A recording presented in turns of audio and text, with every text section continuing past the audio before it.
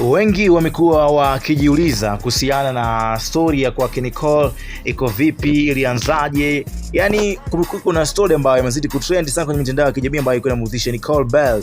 Sasa ngoja nikusanue kitu ambacho ulikuwa ukifahamu, safari ya Nicole kukamatwa hadi kuachiwa kwa dhamana. Usobane. Of course, moja ya story ambayo ilikuwa trending sana kupitia vyombo vya habari na mitandao ya kijamii, inaizungumzia Instagram, Facebook, TikTok na kila kona, yani hadi kule X bana, kukamatwa kwa bibi anaitwa Nicole na kuweza kushtakiwa kwa tuhuma za uhujumu uchumi. By the way, yeye na wenzake Rehema Mahanyu waliweza kukabiliwa na mashtaka ya kupokea fedha kutoka kwa umma bila kibali ya Benki Kuu ya Taifa, na izungumzia BOT.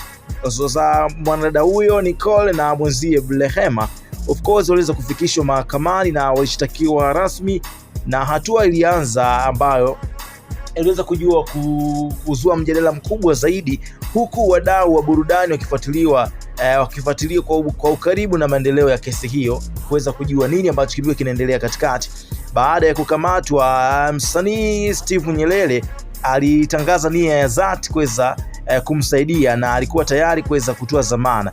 Sasa yeye alisema hakuna mkamilifu. Hata hivyo, Nicole Bell mwenyewe alijitokeza kwenye Instagram akapinga wazo la mchango wa fedha kwa ajili ya dhamana yake, akisisitiza kuwa ana ndugu na marafiki wa karibu ambao wanaweza kumhudumia bila shaka yoyote.